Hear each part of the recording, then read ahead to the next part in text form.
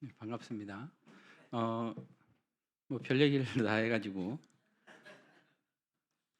네, 제가 진짜 사랑하는 목사님입니다. 네, 네, 많이 사랑하는 목사님이 이렇게 귀한 교회에 불러주셔서 또 우리 귀한 헌신 예배에 말씀 전하게 하게 됨을 너무 하나님 앞에 감사드립니다. 오늘 특별히 베델 분이엘 에스더 목장, 네, 그렇죠? 이 헌신 예배인데 오늘 하나님께서 우리들에게 주시는 그 귀한 은혜가 우리들 가운데 충만히 넘치시기를 축복합니다. 이제 잠시 기도하고 말씀 듣겠습니다. 하나님, 오늘 또 우리 주님께서 사랑하시는 우리 사랑하는 우리 교회에 특별히 베델 분이엘 에스더 목장의 헌신 예배에 저희가 함께 머리 숙여 예배하게 하시니 참 감사합니다. 오늘 이 시간 저희가 주님의 말씀을 듣사오니 저희들의 마음의 밭을 기경하여 주시고 주님의 말씀의 씨앗이 우리의 마음의 밭에 뿌려졌을 때에 30배, 60배, 100배의 결실을 맺는 복된 주의 백성들 되어지게 하여 주옵소서. 주님께서 모든 시간 은혜 내려주셨기를 간절히 바라고 나오며 예수님의 이름으로 기도합니다. 아멘. 네, 그렇죠. 이게 원래 이 정도죠. 제 마음대로 바꿔도 되죠. 네, 네. 예. 제가 별로 제 눈앞에 뭐가 있는 걸 별로 안 좋아해서요. 예. 제가 생긴 거는 순하게 생겼 아닌가요? 순하게 생겼는데 이제 좀 까다로워서 우리 제 까다로운 그 성격을 우리 이인수 목사님이 다 받아주십니다. 예, 정말 좋은 분이고 제가 조금 전에 그 뭐 같이 뭐 하자 이랬잖아요. 제가 여기 올 때 우리 교회 장로님이 저한테 그랬어요. 그 교회 가서 좀 같이 뭐 좀 하자 그러세요. 저한테 그러시더라고요. 그래서 둘이 짰나? 왜냐면 나중에 이제 할 때 한번 보세요. 저희 교회 장로님 중에 이인수 목사님이랑 비슷하게 생긴 분이, 본인은 싫어할 텐데 정말 비슷하게 생긴 분이 있어요. 여기 어디 갔어요? 우리 그 성국 형제 어디 갔어요? 성국 형제가 이제 봤어요. 예, 그래요. 예, 봤어요. 장로님을 진짜 비슷하게 생겼고 우리 목사님이랑 아는 또 다른 교회 장로님이 보시고 이인수 목사님인지 알고 이건 목사님 오랜만에 이럴 정도로 비슷하게 생긴 분이 있었어요. 예. 근데 그분이 같이 하자고 했으니까 예, 두 분이 저는 무슨 관계가 됐나 또 한번 의심해 봅니다.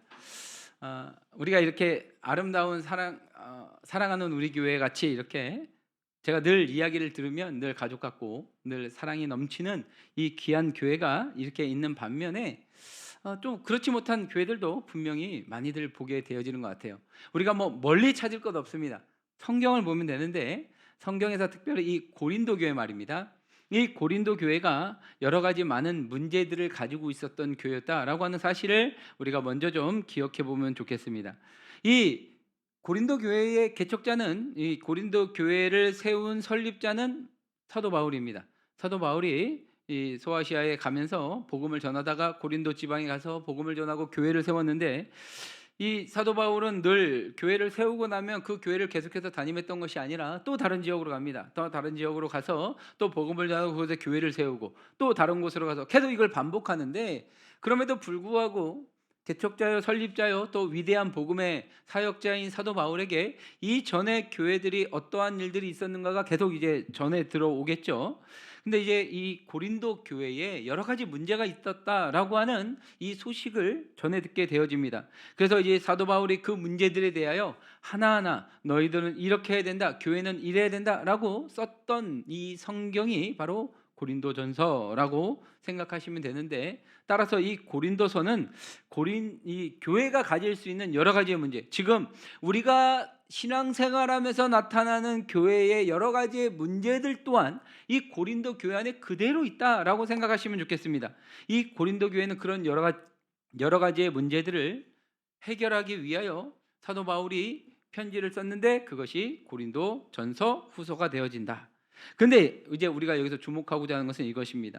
사도 바울이 단순히 어떤 문제를 해결하자 그 해결책으로만 쓴 것은 아니다라고 하는 것이죠. 이 고린도 전서를 주의 깊게 읽어보면 고린도 교회 안에서 일어났던 여러 가지 문제를 해결하기 위한 목적만 있는 것이 아니라 보다 깊은 목적이 있는데, 그것은 뭐냐면 교회의 기초란 무엇인가, 교회가 어떤 곳이어야 되는가, 어떤 일을 해야 되는가, 교회에는 어떤 소망이 있는가, 이런 기본적인 교회론에 대해서 계속해서 말씀하고 있는 것을 우리가 보게 되어집니다. 그러니까 하나님께서 사도 바울을 통해서 이 고린도 전서를, 고린도 후서, 이 고린도서를 쓰게 하신 것은 단순히 아파하는 그 병든 곳에만 치료하기 위해서 쓰신 것이 아니라 그 병을 고침과 동시에 더 건강하게 되기 위하여, 더 건강하게 세우기 위하여 하나님께서 이 편지를 쓰게 하셨다라고 하는 것입니다. 우리 한번 이 건강한 교회를 세우기 위하여 가장 필요하다라고 말하는 이 원칙, 오늘 본문 10절 말씀을 우리 한번 다 같이 한번 읽어볼까요? 10절입니다. 시작. 형제들아,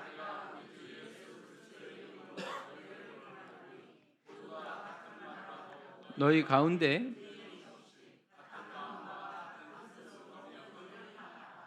바울은 그냥 야, 내 말 잘 들어봐, 내 얘기 들어봐, 내가 누구야, 내가 설립자 아니야, 내가 개척자 아니야, 그러니까 내 얘기 들어봐, 이렇게 말하지 않고요, 우리 주 예수 그리스도의 이름으로 너희를 권하노니 라고 말합니다. 그러니까 지금 사도 바울이 말하는 것은 자기의 생각, 자기의 마음, 내가 생각하건대 내가 보건대가 아니라 바로 우리 주님, 우리 예수님의 뜻이 이러하다라고 대언하고 있다라고 하는 것이죠. 다시 말하면 무슨 말입니까? 내 말이 아니라 하나님의 말, 예수님의 말씀이니 반드시 순종해야 할 것이라고 말씀하고 있는 것입니다. 그러면 바울이 주님의 이름으로 너희가 반드시 순종해야 돼라고 하는 이 내용이 무엇입니까? 모두가 같은 말을 하고 너희 가운데 분쟁이 없이 같은 마음과 같은 뜻으로 온전히 합하라라고 하는 것입니다. 이것을 간단히 말하면 한 마음이 되어라라고 하는 것이죠. 오늘 우리 헌신 예배 드리는 베델 분이엘 에스더 목장 항상 다툼 없이 잘 지내시죠? 네, 예, 뭐 아니시잖아요. 장로님은 아니시잖아요. 근데 예. 그렇죠? 아니, 우리가 그런 마음을 가져야 된다라고 지금 말씀하고 있는 겁니다. 이게 너희가 한 마음 한 뜻이 되는 것은 단순히 내 생각이 아니라 예수님의 뜻이라고 말씀하고 있는 것입니다. 자, 그렇다면 이것을 거꾸로 생각하면 지금 고린도 교회를 향해서 너희가 한 마음 한 뜻이 되어라라고 사도 바울이 말하는 이유가 무엇일까요? 그렇게 되지 않고 있으니까 그렇게 하라라고 말하는 거겠죠. 공부 잘하는 아이들에게 너 공부해라 말하지 않습니다. 그죠? 알아서 잘하니까요. 지금 사도 바울이 고린도 교회를 향하여 이렇게 말하는 이유는 너희들이 한 마음이 되어지지 못하고 마음이 나뉘어서 싸우고 있다는 얘기를 내가 들었다라고 하는 것입니다. 혹시 이거 계속 나올 수 있나요? 구절이 11절, 우리 한번 11절 말씀 나오면 11절. 이제 안 나오면 여러분 성경을 피셔야 됩니다. 저는 보통 성경을 계속해서 찾아서 읽는데요. 혹시 방송실은 가능하시면 우리 이 11절 이후로 계속 읽을 거예요. 17절까지 혹시 가능하시면 해주시고 우리 한번 11절은 여러분 성경 피시는 대로 우리 한번 같이 피신 분들만, 찾으실 수 있는 분들만 11절, 고린도전서 1장 11절 같이 읽어봅니다. 시작. 내 형제들아, 글로에의 집편으로 너희에 대한 말이 내게 들리니 곧 너희 가운데 분쟁이 있다는 것이라. 지금 이게 무슨 얘기냐면요, 글로에라고 하는 사람이 고린도 교회 성도였습니다. 근데 이 성도가 가만히 보니까 교회가 지금 막 다툼이 일어나고 교회가 막 싸움이 일어나는 거예요. 그래서 지금 뭐 하는 거예요? 사도 바울에게 일렀다는 겁니다. 여러분, 여기서 우리는 글로에를 닮아야 됩니다. 여러분들 교회 안에서 무슨 일이 있고 무슨 뭐 누가 싸웠고 누가 무슨 일이 있대요 이러면 어떻게 돼요? 이인수 목사님한테 얘기해야 돼요. 이인수 목사님한테 다 얘기해 줘야 돼요. 다 모든 것을 다 얘기해 줘야 되죠. 지금 사도 바울이 하나님이 아니니까 고린도 교회의 사정이 상황이 어떤지 모릅니다.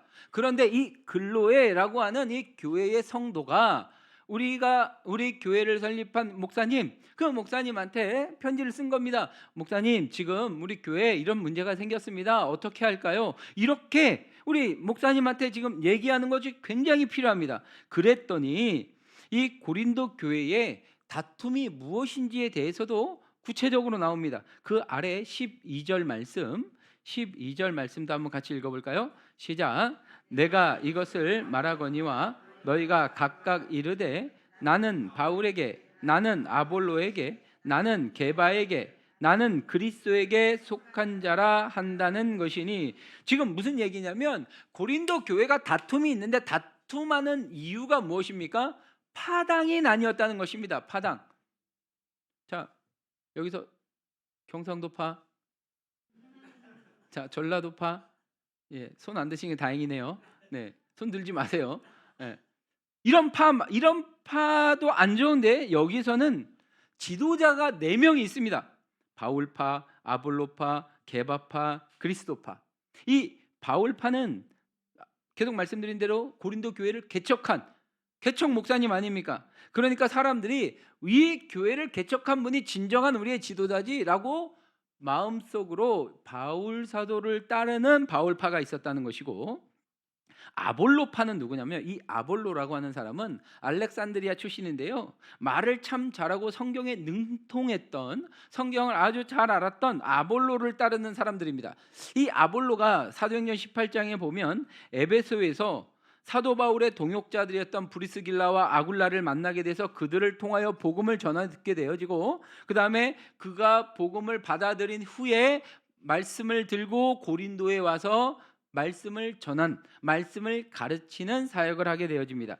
근데 이 아볼로라는 사람이 특별히 언변이 뛰어나고 또 이 사람이 논리적인 사람, 그러니까 말씀을 가르치기 시작할 때 이 많은 사람들이 이 아볼로를 따르기 시작하는데, 왜냐하면 이 고린도라는 지방이요, 원래 기본적으로 아는 것에 많이 중심을 두는 사람들이에요. 이 동네에 어떤 사람들이 있었냐면 옛날에 뭐 이렇게 그 철학자들이 내가 인생의 진리를 알려줄 테니 나에게 와라 이러면 막 동네 어귀 아니면 이런 시장 어귀 이런 데 모여서 막 외치면 사람들이 모여서 그들을 통해서 철학을 듣고 인생을 듣고 막 이러면서 듣고 나면 돈을 주고 뭐 이러는 일들이 벌어지는 동네 중에 하나인데, 그러니까 지식에 대한 추구가 굉장히 높았던 동네라는 거예요. 근데 이 아볼로라는 사람이 그 지식에 대한 추구가 높은 그 사람들의 마음에 쏙 들었던 것이죠. 말도 잘하고 그 다음에 성경도 깊이 알고, 딱 우리가 봤을 때 우리 교회를 이끌 만한 가장 적합한 사람이 누군가? 아볼로. 바로 저렇게 지식도 좋고 언변도 뛰어난 저 아볼로를 따르는 게 우리 교회가 성장하는 비결이야, 뭐 이런 마음을 가진 사람들이 아볼로를 추종하게 되어집니다. 그리고 나타나는 게바파라고 있죠. 게바파. 게바, 우리가 잘 아는 대로 베드로입니다. 베드로. 그러니까 베드로파죠. 아마 베드로가 로마로 가는 도중에 이 고린도 교회를 들렸던 것 같아요. 근데 이 베드로가 누굽니까? 자타공인 예수님의 수제자 아닙니까? 지금 이 고린도 교회 성도들이 예수님을 따르는 사람들, 예수님을 믿고 성도가 된 사람들이라고 한다면, 우리가 만나지 못했던 그 예수님을 베드로는 지근거리에서 그 수제자라고 막 자칭 타칭 외치고 다니면서 그 가장 예수님의 마음을 잘 알 것 같은 그런 사람 아닙니까? 그러니까 야, 우리 지도자가 되려면 저런 베드로 같은 그런 어떤 힘 있고 능력 있고 또 예수님을 직접 봤던 그런 사람이 다스려줘야지라고 생각하며 결국 베드로도 따르는 소수의 무리들이 또 생겼다는 것이죠. 마지막으로 나타나는 게 그리스도파입니다. 그리스도파. 아마도 이 사람들은 이런 것 같습니다. 무슨 바울이고 아볼로고 베드로냐? 우리는 사람을 따르는 게 아니라 그리스도만 따른다, 뭐 이렇게 주장했던 사람들로 보여진다라고 하는 것이죠. 근데 여러분, 이게 나쁜가요? 마음은 나쁘지 않을 수 있는데요, 파를 나눴다는 게 나쁜 겁니다. 어쨌든 파당을 형성해서 우리는 너희와 달러라고 지금 얘기하고 있으니까요, 이렇게 4개 파로 나뉘어져 있는데 문제가 무엇이냐면, 그래 4개 파가 서로 격려하고 그래 그분한테는 이런 게 좋지, 그분한테는 이런 게 좋지, 뭐 이렇게 얘기하면 얼마나 좋겠습니까? 그런데 문제는 우리가 제일 좋아, 이걸 말하면서 이제 싸우기 시작하는 거예요. 4개 파로 나뉜 성도들은 우리가 따르는 지도자가 제일 훌륭해, 우리가 따르는 지도자가 참된 지도자야, 뭐 이런 어떤 이야기들을 하면서 굉장히 서로를 무시하고 깔보고 낮게 여겼다라고 하는 것입니다. 그런데 이러한 고린도 교회의 모습이 사실은 별로 낯설지 않지 않습니까? 왜냐하면 오늘날 우리 교회 안에서도 얼마든지 이런 모습들을 볼 수 있기 때문에 그렇습니다.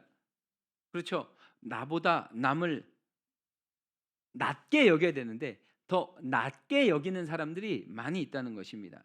무엇인가 내가 교회를 다니면서도 내 어깨에 힘을 줄 만한 뭔가가 있어야 된다, 뭐 이런 생각들을 가지는 성도들이 점점 많아지는 것 같다라고 하는 것이죠. 제가 요즘에 이제 교회, 저는 우리 이인수 목사님보다 더 많이 늦게 이제 담임 목사가 되었고, 작년에 이제 제가 그 위임식을 했는데, 이렇게 하다 보니까 가끔 가다가 이제 후배 목사님들, 뭐 이렇게 선후배 목사님들을 간혹 이제 연락이 와서 이제 만나게 되어집니다. 개척하는 분들을 특별히 이렇게 만나게 되어지면 이렇게 물어보면 요즘 어때요? 이렇게 물어보면 1, 2년 지났는데 성도는 한 명도 안 늘어난 곳이 거의 다 그렇습니다. 많이 늘지 않습니다. 많은 이유가 있겠죠.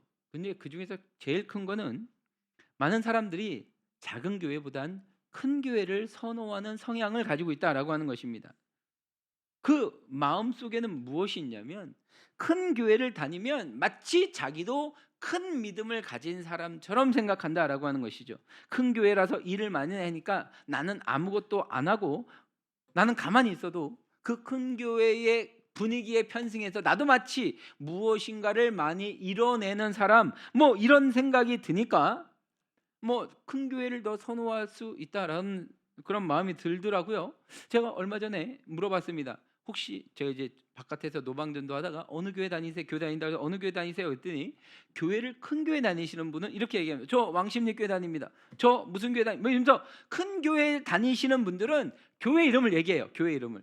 그런데 작은 교회 다니는 분들은 특징이 있습니다. 그게 뭘까요? 어느 교회 다니세요? 물어보면 뭐라 그래요? 아무 말 안 합니다. 그냥 교회 다닙니다. 네, 교회 다닙니다. 이러고 지나가세요.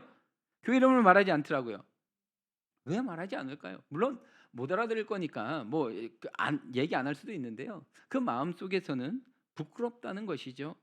다니는 교회의 크기가 마치 자신의 믿음의 크기가 되는 양, 아니면 자기 신앙의 어떤 그 나타내는 분량처럼 보여지는 것처럼 생각하다 보니까 자꾸 큰 교회, 작은 교회 비교하게 되어지고, 큰 교회 다니면 어깨에 힘이 들어가고 작은 교회 다니면 어깨가 수그러 들어가고 뭐 이렇게. 그래서 큰 교회 다니는 사람은 고개를 들고 교회를 들어가고 작은 교회 다니는 사람은 고개를 숙이고 들어간다, 뭐 이런 얘기도 하던데, 여러분 이게 말이 다 되는 겁니까? 저는 물론 이제 우리 이인수 목사님한테 많이 들었지만 사랑하는 우리 교회는 이런 성도님들이 한 분도 안 계신 줄 믿습니다.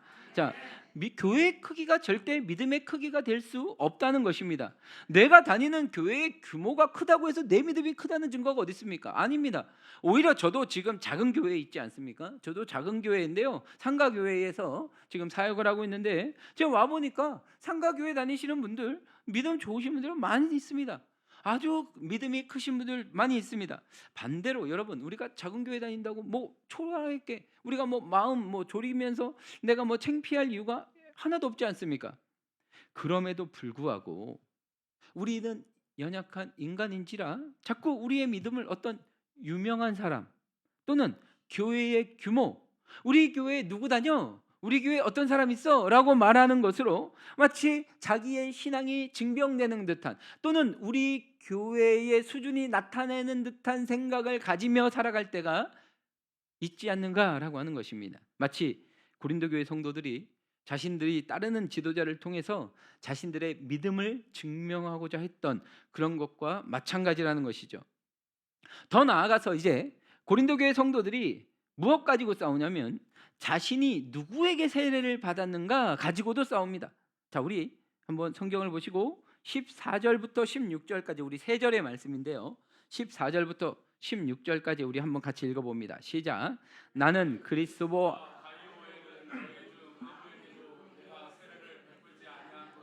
감사하노니 이는 아무도 나의 이름으로 세례를 받았다 말하지 못하게 하려 함이라. 내가 또한 스데바나 집사람에게 세례를 베풀었고 그 외에 다른 누구에게. 사도 바울은 지금 고린도에 와서 처음 복음을 전했을 때 믿었던 그리스보와 가이오 외에는 내가 세례를 베풀지 않았다라고 말씀합니다. 그러면서 내가 참 잘한 일이라고 이야기하죠. 왜냐하면 내가 그렇지 않고 더 많은 사람들에게 세례를 베풀었다면 그 많은 사람들이 나는 바울에게 세례받은 사람이야 뭐 이러면서 더 많은 분파가 생겨나서 더 많은 싸움이 일어날 것이라고 말씀하고 있는 것입니다. 그런데 이처럼 자기가 따르는 지도자들을 자랑하면서 팔을 만들고 다투는 고린도 교회 성도들에게 오늘 사도 바울이 아주 의미심장하게 이렇게 말씀합니다. 우리 13절 말씀도 같이 읽어봅니다. 13절입니다. 시작. 그리스도께서 어찌 나뉘었느냐?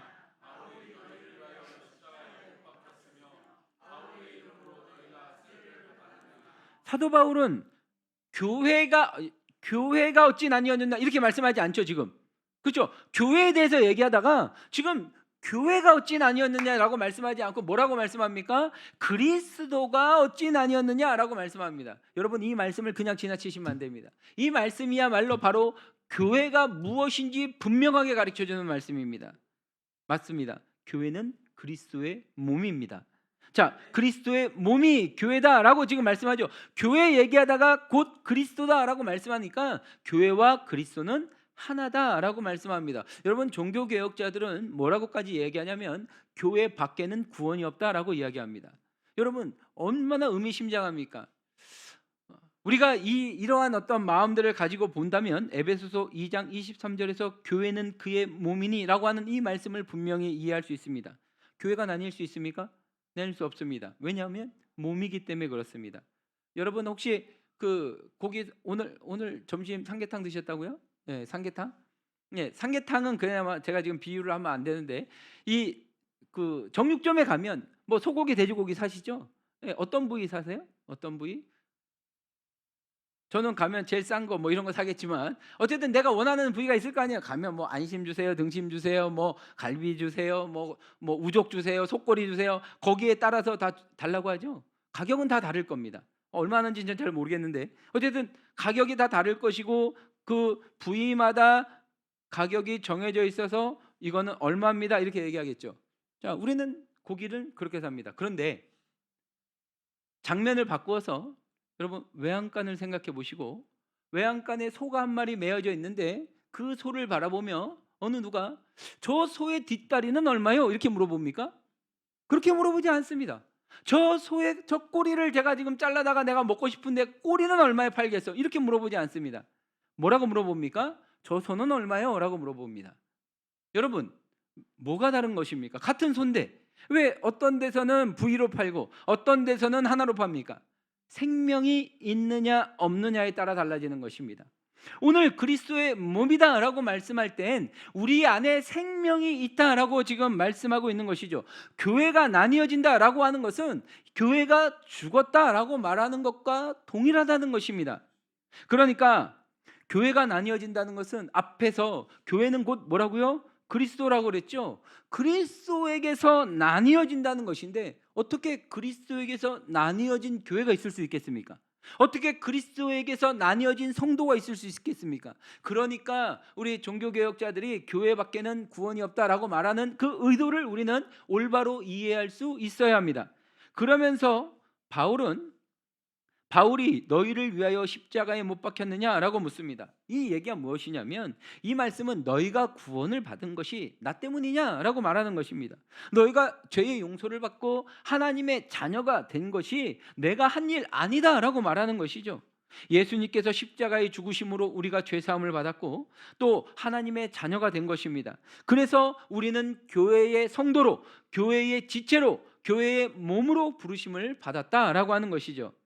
또한 바울은 너희가 바울의 이름으로 세례를 받았느냐라고 묻습니다. 세례라는 것이 무엇입니까? 세례는 내가 그리스도와 연합하여 이전에 나는 죽었고 이제 나는 살아났습니다. 뭐 이런 의미로 우리가 선포하는 게 세례 아닙니까? 사실 우리 장로교회는 세례를 작은 물을 이렇게 뿌리죠. 물 뿌리는 것으로 세례를 하는데 우리 이 세례를 가장 세례의 의미를 잘 보여준 건 사실 침례라고 보는 것도 무방합니다. 그렇다고 여러분 침례가 옳고 세례가 틀렸다 이 얘기하는 거 아닙니다. 원래 세례와 침례는 초대교회 때부터 가지고 있었던 전통 중에 하나입니다. 그러니까 큰 문제가 되어지지 않습니다. 물이 많은 데는 침례, 물이 없으면 세례 뭐 이렇게 하는 것이니까 전혀 문제될 건 없는데 의미적으로 자 여러분 침례하는 거 보신 적 있으시죠? 침례할 때 이제 머리 끝까지 물속에 이렇게 쭉 담급니다. 의미가 무엇입니까? 내가 이전에 죄된 내 인생이 죽었습니다. 내가 저 십자가에 못 박혀 죽었습니다 라고 하는 의미로 내가 죽었다라고 하는 의미로 이제 이렇게 쑥 이게 머리 끝까지 물속에 들어가는 겁니다. 이렇게 세례식이 끝난다고 하면 우리는 다 지금 철창에 들어가거나 지금 다 이제 뉴스에 나오겠죠. 그걸로 끝내지 않습니다. 어떻게 합니까? 다시 끄집어냅니다. 끄집어내는 것은 무슨 의미겠습니까? 이제 내가 예수 그리스도께서 부활하셨듯이 나도 새 삶을 얻었습니다. 내가 예수 그리스도와 함께 십자가에 못 박혔고 예수 그리스도가 부활하신과 함께 내가 새 생명 얻었습니다. 이제 내가 내 인생의 주인을 예수님으로 모시고 삽니다 라고 표현하는 것이 바로 세례입니다. 따라서 예수님의 부활 생명이 우리 세 사람의 생명이 되어졌다는 것을 보여주는 것, 이것이 세례이죠.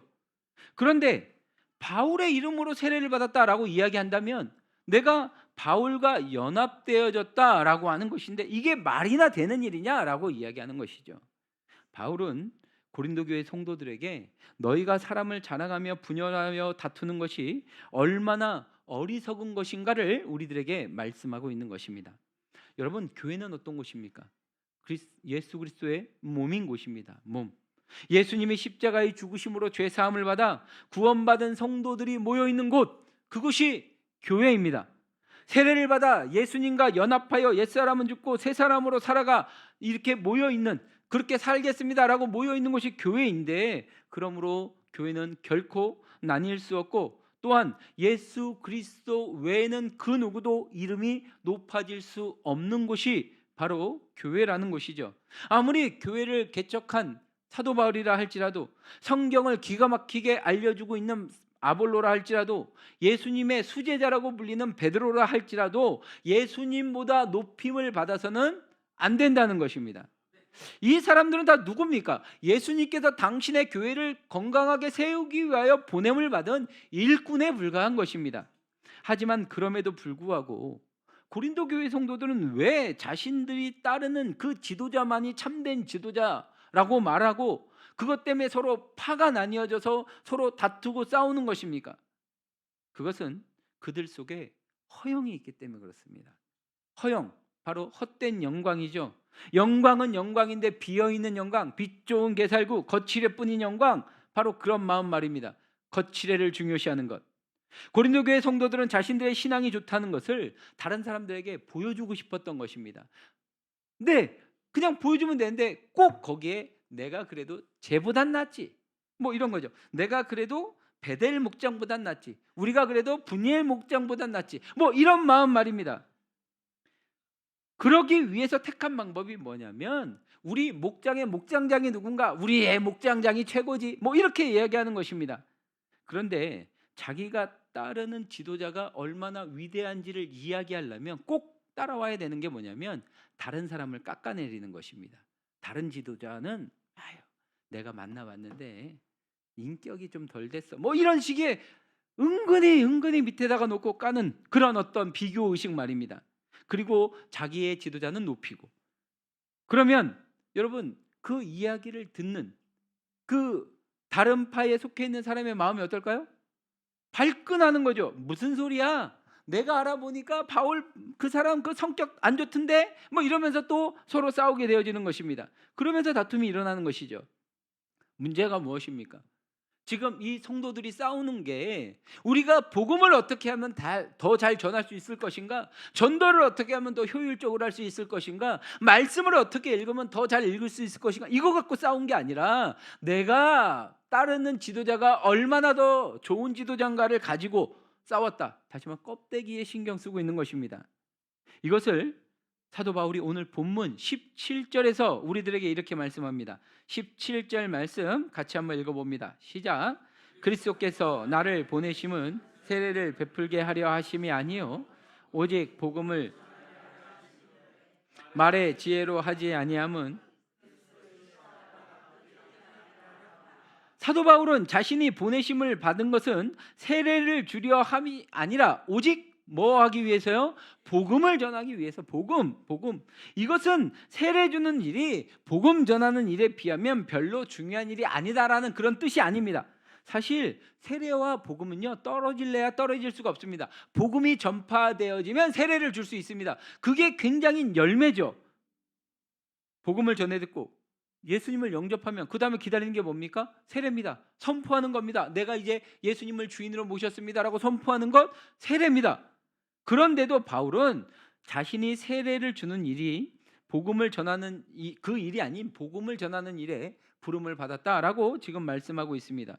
굳이 사도 바울이 이 둘을 비교하는 것은 지금 누구에게 세례를 받았는가? 이거 가지고 싸우고 있는 이 고린도 교회 성도들에게 그것이 본질이 아니고 복음이 본질이다라고 지금 알려주기 위해서라는 것이죠. 고린도 교회 성도들은 세례가 얼마나 귀중한 것이 우리가 한번 토론해보자 이것도 아니라 세례를 누가 주었는가 이거 가지고 싸우고 있다라는 것입니다. 그러나 세례의 핵심은 누가 주었는가가 중요하지 않습니다. 누가 베풀어도 그 세례가 성부와 성자와 성령의 이름으로 베푸는 세례라고 한다면 그 세례는 참된 세례가 되어지는 것입니다. 세례를 베푸는 사람에 따라서 세례의 질이 달라지지 않습니다. 근데 우리나라 사람들이 껍데기를 얼마나 좋아하냐면, 이거는 제가 이제 옛날 얘기니까, 옛날 사역했던 교회 얘기니까 그냥 해드리면요, 그 교회에서 성지순례를 갔다 왔어요. 성지순례를 갔다 왔는데 담임 목사님이 이 페트병에다가 물을 2개를 이렇게 담아 오셨어요. 500ml, 그 큰 거는 못 들고 나니까 500ml 그 거기에다가 하나씩 아마 이게 들고 오셨던 것 같아요. 그러면서 광고를 이렇게 하셨습니다. 제가 이번에 성지순례 가서 요단강 물을 여기다 담아왔습니다. 이제부터 당분간은 세례 받으시는 분들 요단강 물로 세례 받으실 수 있습니다. 근데 뭔가 좀 특별해 보이는 거예요. 사람들 생각에. 어떤 새신자가 저에게 이렇게 물어보시더라고요. 저 세례 한 번 더 받아도 되나요? 여러분, 이게 본질이 아니지 않습니까? 무슨 물로 받던, 그게 무슨 수돗물로 받던 정수기 물로 받던 요단강 물로 받던 그게 무슨 의미가 있습니까? 세례를 받았다라는 것으로 끝나야지. 그래서 지금 바울은 자신이 세례를 베풀기 위해서 부름받은 것이 아니라 복음을 전하기 위해, 즉 본질을 위해서 부름받았다라고 지금 말씀하고 있는 것입니다.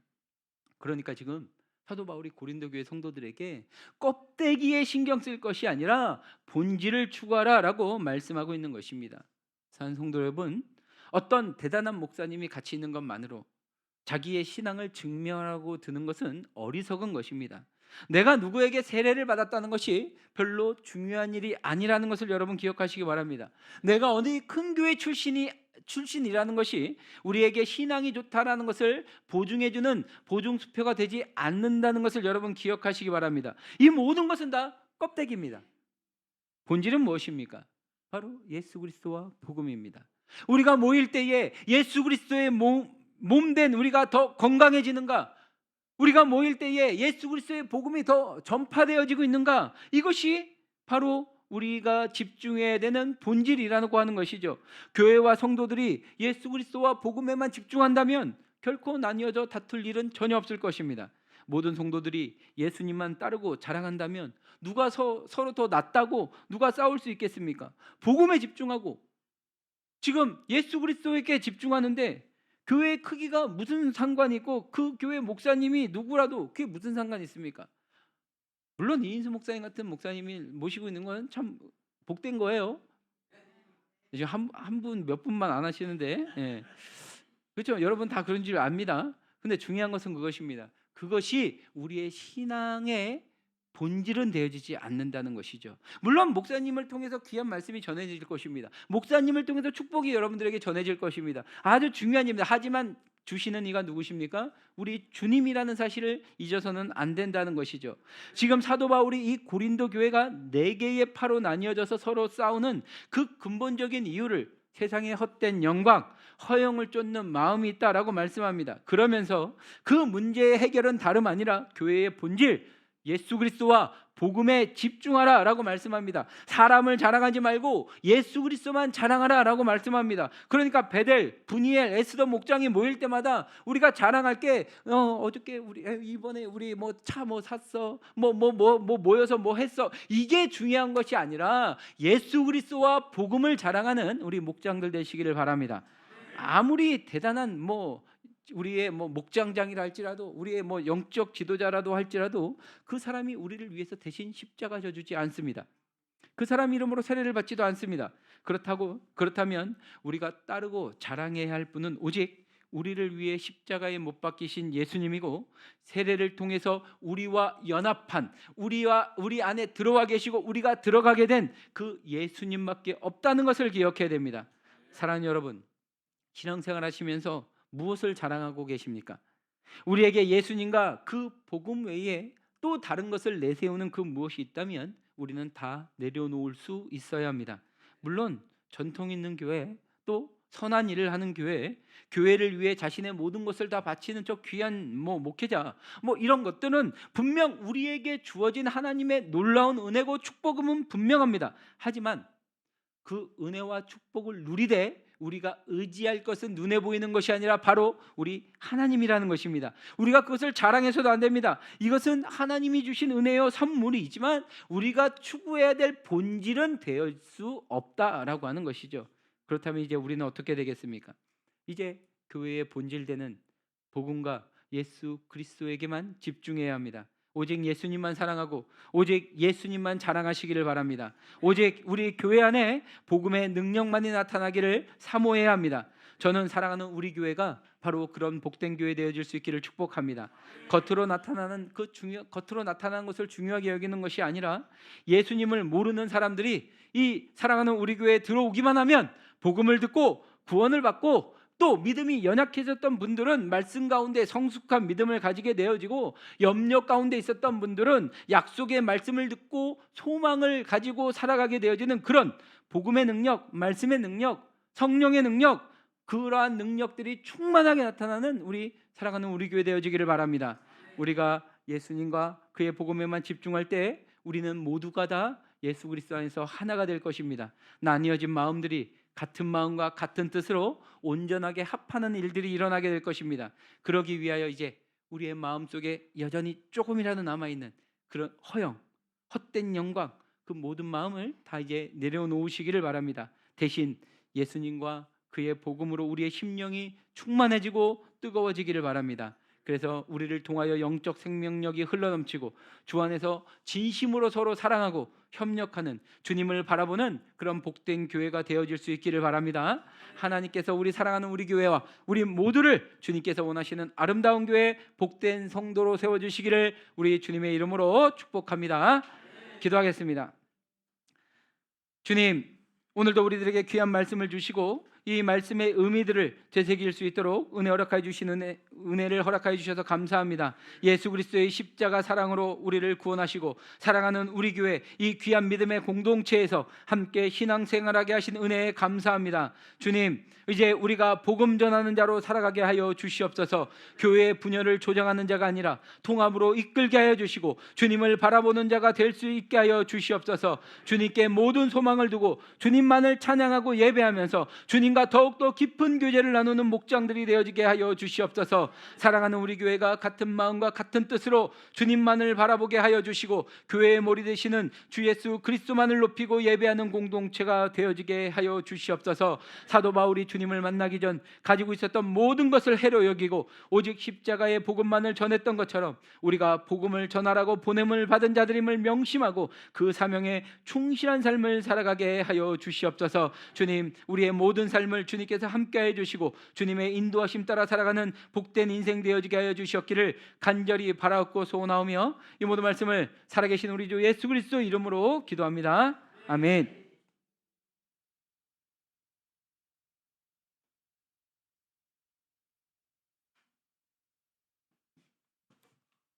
귀한 말씀 감사드립니다. 찬송가 384장 부르면서 헌금하시겠습니다. 헌금위원들 나와주세요.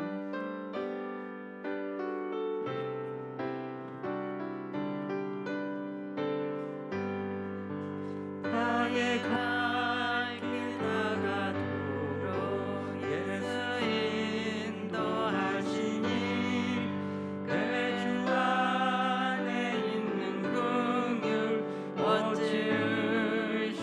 어찌시나리요.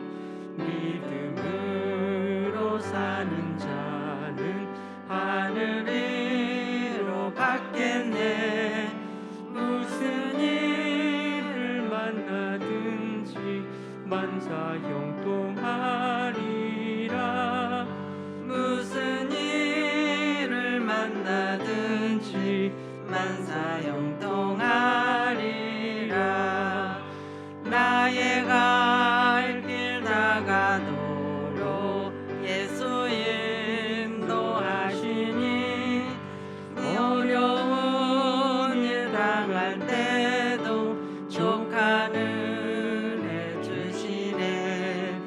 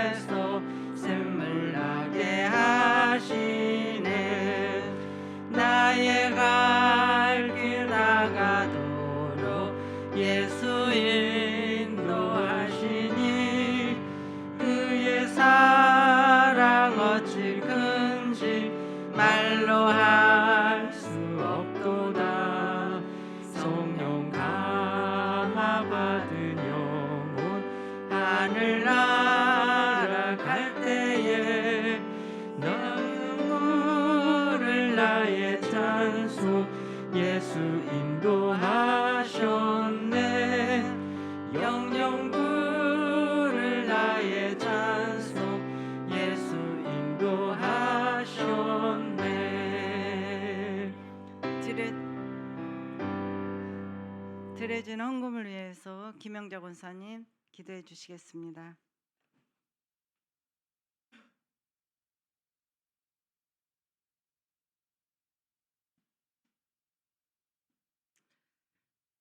고맙고 감사하신 하나님 감사합니다.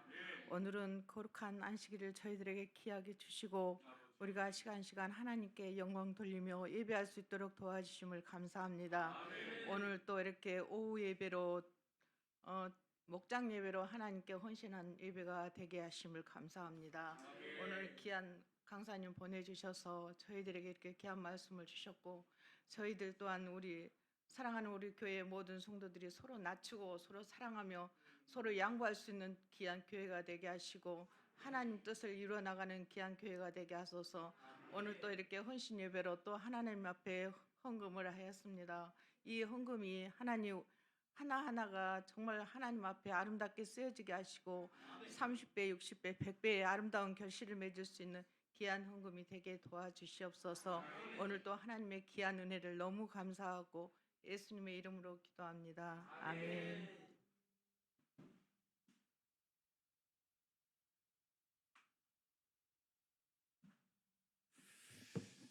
할렐루야. 오늘 귀한 말씀처럼 우리 모든 성도들이 같은 마음 갖는데 그 같은 마음은 인간의 마음이 아니라 우리 주님의 마음이고 복음의 마음이고 정말 본질적인 마음으로 하나가 될 줄 믿습니다. 우리 마치기 전에 우리 한 목소리로 함께 우리 기도했으면 좋겠습니다. 오늘 낮에 예배 말씀처럼 또 오늘 강사 목사님 말씀처럼 뒤 한 주간 사할 때 우리 본질이 어디 있습니까? 다른 데 있어서는 안 되겠죠.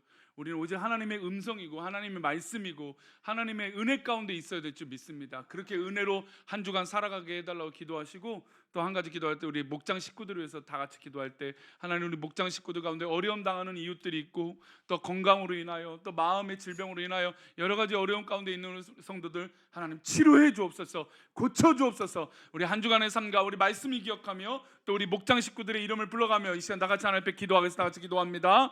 하나님 아버지 감사합니다. 우리를 사랑하시고 우리를 인도하시는 하나님 감사합니다. 우리를 붙들어 주셔서 하나님의 놀라운 은혜 가운데 살아가며 승리할 수 있도록 하나님 복을 내려 주옵소서. 주께서 허락하신 이 귀한 말씀을 붙들고 하나님의 말씀을 귀 기울이며 그 말씀대로 살아가며 순종할 수 있는 믿음 되게 하여 주시고 우리의 본질이 다른 것이 있지 않냐고 오직 주님 앞에 있음을 믿습니다. 오직 주의 은혜 가운데 있음을 믿습니다. 하나님 아버지 정말 우리 귀한 성도들이 오직 주의 은혜 속에 살아가며 주님의 말씀 가운데 위로받으며 살아갈 수 있도록 복을 내려주시되 특별히 우리 목장 식구들 한 명 한 명을 기억하여 주시어서 정말 우리 목장 식구들 하나님의 어려움 당하지 않게 하여 주시고 피할 길을 주시며 특별히 건강 지켜주시고 하나님 정말 어려움 당하지 않도록 그 마음과 생각을 붙들어 주옵소서. 하나님께서 놀라운 은혜로 함께하여 주옵소서. 주님 붙잡아 주옵소서. 주님 역사하여 주옵소서. 우리 마지막으로 한 가지 더 기도하신 후에 우리 목사님 나오셔서 우리 축도해 주심으로 예배를 마치도록 하겠습니다. 오늘 베델, 우리 분이엘, 우리 에스더 목장 우리 귀한 새 목장을 위해서 기도하시고 우리 목자들을 위해서 기도해 주시고 우리 베델, 분이엘, 에스더 목장이 더욱더 건강하고 복된 교제가 넘치게 해달라고 기도하시고 더 나아가 우리 교회가 특별히 이번 주에도 우리 광운중학교 아이들이 우리 교회 방문하고 또 우리 수요일날 광운중학교 가서 복음을 전할 텐데 하나님의 놀라운 은혜가 있게 해달라고 기도해 주시고 또 우리 교회가 마땅히 주의 복음과 영광을 드러내는 교회가 되게 해달라고 우리 교회의 부흥과 또 교회 하나님 앞에 쓰임받는 이 복음과 또 우리 광운중학교가 또 우리 베델 또 우리 분이엘 에스더 목장으로 해서 이 시간 다 같이 주여 한번 부르짖고 기도합니다. 주여 하나님 아버지 감사합니다. 우리를 사랑하시고 우리 인도하신 하나님 우리 베델 분이엘 아버지 하나님 우리 에스더 목장 주님의 놀라운 은혜로 붙들어주시고 주의 거룩한 향기가 드러나게 하여 주시며 귀한 헌신 예배를 드렸사오니 하나님 귀한 예배를 아버지 기억하며 아버지 하나님 이 한 주간 건강하게 복되게 살아가게 하여 주옵소서. 우리 유선정 권사님 아버지 하나님 또 우리 조은옥 권사님 또 우리 황기옥 권사님 또 우리 함께하는 우리 목장 식구들 주여 한 명 한 명을 붙들어 주시고 주님의 놀라운 은혜로 인도하여 주옵소서. 시간 동안 우리가 복음을 전하는 마땅한 일꾼들이 되어지기를 원합니다. 우리 특별히 강운중학교 가서 복음을 전할 때 하나님 그 아이들이 변화되게 하여 주시고 복음의 은혜가 흘러가게 하여 주시며 그 영광의 기름이 흘러갈 수 있도록 하나님 우리 강운중학교 아이들을 변화시켜 주시고 하나님 우리 가운데 학교도 가까이 있습니다. 그 학교에 복음의 불길을 흘려보낼 수 있도록 주여 복을 내려 주옵소서. 주님의 놀라운 은혜가 가득할 수 있도록 도와여 주시옵소서.